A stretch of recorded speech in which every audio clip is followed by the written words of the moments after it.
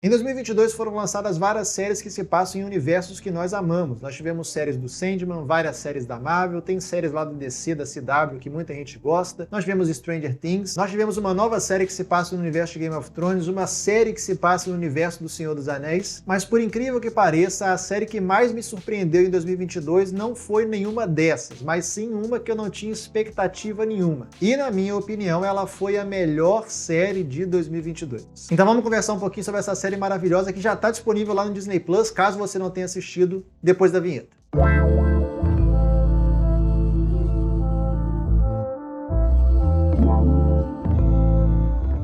No começo do ano passado eu gravei um vídeo aqui no canal onde eu falei a minha expectativa em relação às séries que seriam lançadas em 2022. E nesse vídeo eu falei o seguinte sobre a série do Andor. Essa é uma série que eu não tenho expectativa nenhuma.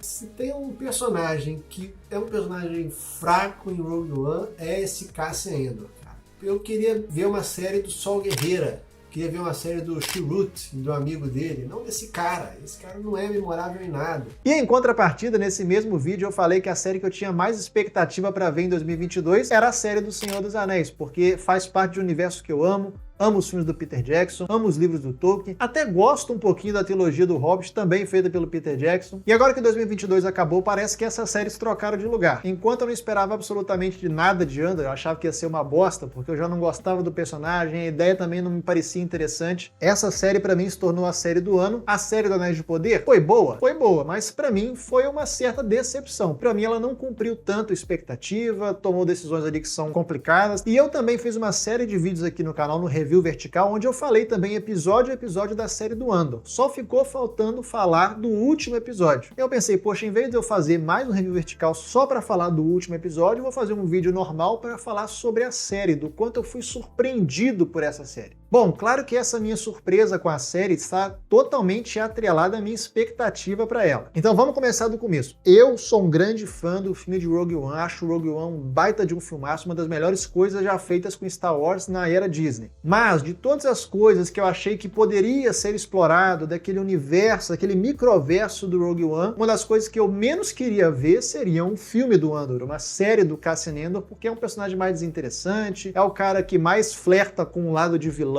ali e tal durante o filme. Eu não sentia muita conexão com ele, eu sentia que não tinha história para contar. Aí pouco tempo depois, quando é anunciado que iriam fazer uma série, que teria 2 temporadas, que se passaria antes, eu falei, putz, tem tudo para dar errado. Chega a primeira temporada da série do Andor, cara, que deixou o meu queixo caído com o tamanho da qualidade desse projeto. E lembrando que nesse vídeo que eu vou falar vários detalhes da série, então tá cheio de spoiler. Então se você não assistiu Andor, não assista esse vídeo. Vai lá e assiste, depois volta pra cá. A gente ainda vai falar bastante sobre a história da série, mas vamos começar com o aspecto de produção. Porque quando teve a série do Obi-Wan Kenobi, que eu particularmente achei uma porcaria, não somente em termos de história, mas se você olhar a própria produção da série do Obi-Wan, é algo tão pobre, sabe? De cenário, de trilha sonora, é algo tão genérico, tão esquecível. E aí se você comparar somente nesse aspecto de produção com a série do Andor, cara, é outro patamar. É riqueza de cenário, vários planetas, várias pessoas, vários alienígenas, toda a parte de efeitos visuais, seja de acabamento ou então de 100% do cenário. Nesse aspecto técnico de trilha sonora, da direção, da fotografia, dos efeitos visuais, como o Andor se mostrou superior totalmente à série do Obi-Wan e faz a gente ficar com raiva, que tipo assim, como que um personagem tão medalhão de Star Wars como o Obi-Wan Kenobi recebeu esse tratamento de produção e um personagem que é mega secundário nesse universo de Star Wars ganhou algo tão bem feito, tão meticulosamente pensado, sabe? E aí veio a série, nesse aspecto da produção já me chamou bastante atenção naqueles 3 primeiros episódios que foram liberados. A história era bem legal, o arco que eles construíram, os personagens que eles foram apresentando nesses primeiros episódios. Só que a parada maravilhosa da série do Andor é justamente o do que a gente vai falar, porque é muito complicado você lidar com um personagem, fazer um prequel de um personagem, onde a gente sabe que o personagem já morreu. Então, você colocar, por exemplo, cenas de ação onde vai parecer, nossa, será que ele vai morrer? Você sabe que ele não vai morrer, porque você sabe que ele morreu muito tempo depois. Então, a série ela é muito inteligente em não ficar nesses clichês, porque o espectador sabe que o Cassian Andor morre no final do Rogue One, mas ele aproveita esse personagem para não somente mostrar uma evolução e um aprofundamento de um personagem personagem que não era tão aprofundado no filme do Rogue One, mas contar toda uma história do universo de Star Wars e do nascimento, né, essa proto-rebelião que é mostrada na série de uma forma maravilhosa. A série do Andor, ela vem para mostrar o lado cinza da rebelião. Porque durante muito tempo no Star Wars, e isso não é necessariamente um problema, foi muito a questão do lado do bem, do lado dos Jedi, do pessoal da Força, do pessoal da rebelião e depois da Resistência, contra o pessoal do Império, que era mauzão.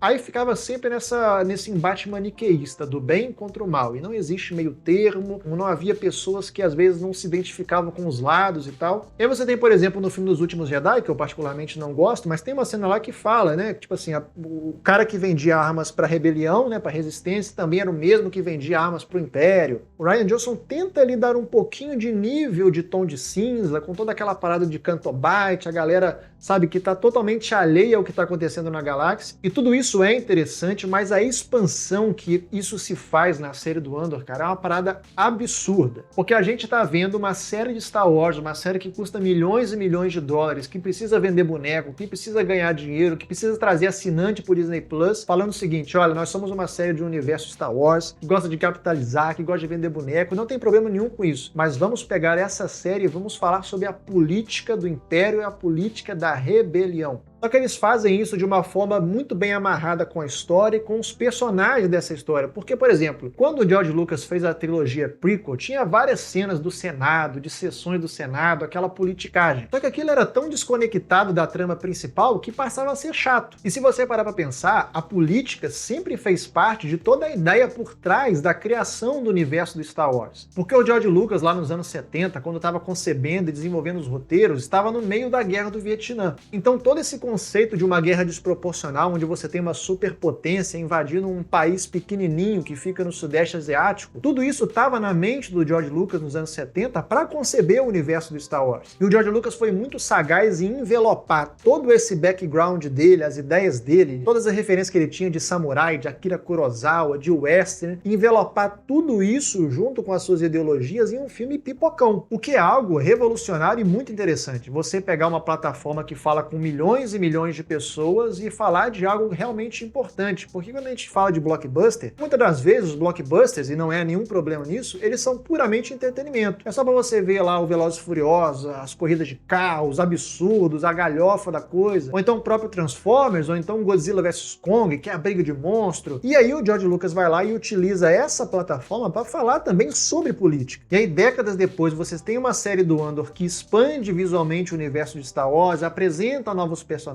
desenvolve personagens que já existiram, aprofundam as coisas, mas que também se utiliza da plataforma de ser uma obra de um universo gigantesco que é Star Wars, que fala para muita gente, de estar numa plataforma de streaming que é algo bastante acessível para falar sobre temas bastante relevantes e principalmente que fazem a gente pensar. Porque é um exercício muito simples. Se o Império era essa força desproporcional, ditatorial, opressora, obviamente que no meio desse caminho, nem todas as atitudes da rebelião, do que viria a ser a rebelião e posteriormente também a resistência, seriam atitudes boazinhas, segundo a lei, tudo certinho e coisa assim, sabe? E a série explora isso de uma forma maravilhosa. E com uma maturidade incrível, porque o fato deles terem que às vezes fazer atitudes que não são muito bem vistas, muito boazinhas, não tornam os personagens dessa proto-rebelião iguais aos personagens do Império. E é como o personagem do Lucen, né, interpretado aqui brilhantemente pelo Stellan Skarsgård, vai dizer: eu estou condenado a usar as ferramentas do meu inimigo contra o meu inimigo. Eu tenho que abrir mão da minha decência para eu poder ver um amanhecer melhor no futuro. E esse aprofundamento moral não somente dá tridimensionalidade para esses personagens e faz com que a gente se conecte com eles, mas também dá muito mais maturidade e complexidade a todo o universo de Star Wars. E a série faz isso de forma tão brilhante que ela não perde o fio da meada e não se esquece que, acima de tudo, a série chama Andor e tem que trabalhar o personagem do Cassian Andor. Porque a gente tem que entender o que o personagem passou, qual foi a evolução do personagem, do ponto A, que é essa série, até o que a gente vê lá no filme do Rogue One. E isso é outra coisa que é magistral na série, porque o personagem do Cassian Andor, ele não é um personagem que já é o Cassian Andor do Rogue One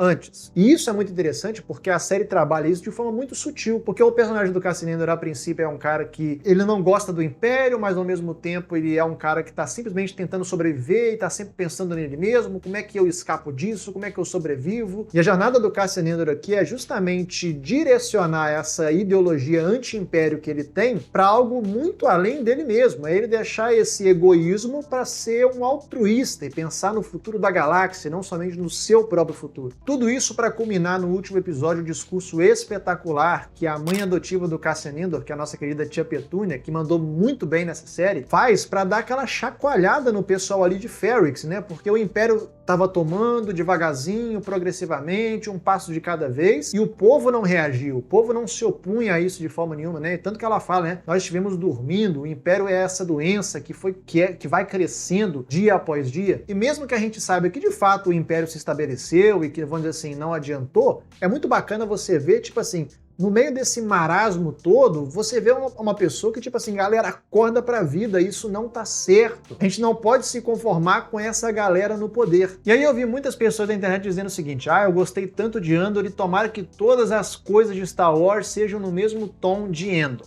Não, aí ele extrapolou. Olha, essa é uma discussão que acaba sendo bastante complexa. É tipo quando você tá acostumado a ler certa linha de quadrinhos da Marvel, da DC, que são tudo ali, vamos dizer assim, PG-13, algo mais infanto-juvenil ali. E aí no meio dessa trajetória você vai lá e se depara com o Cavaleiro das Trevas do Frank Miller, um quadrinho adulto, denso, diferente. E você fica tão fascinado com aquela leitura diferente daquele herói que você começa a desprezar o que era um PG-13 que você gostava de acompanhar. E assim como é nos quadrinhos da Marvel e nos quadrinhos da DC, o universo de Star Wars é tão gigantesco, às vezes um personagem, um núcleo do Star Wars é tão rico e pode ser explorado de tantas formas diferentes que você não precisa somente de eu só quero Star Wars se for Star Wars para adulto, denso, assim como a série do Andor é. Porque Star Wars pode ser bom sendo blockbuster, pipocão, entretenimento, sabre de luz, assim como Star Wars também pode funcionar numa abordagem mais adulta, mais séria e mais densa. Então esse foi o vídeo de hoje, pessoal. Espero que vocês tenham gostado desse conteúdo. Se você caiu aqui de paraquedas, não deixe de se inscrever aqui no canal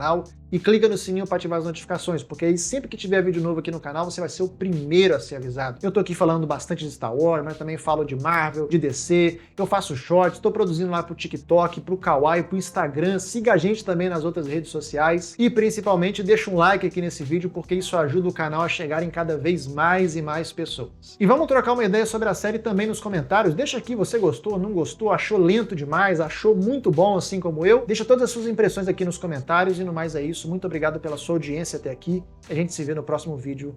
Tchau!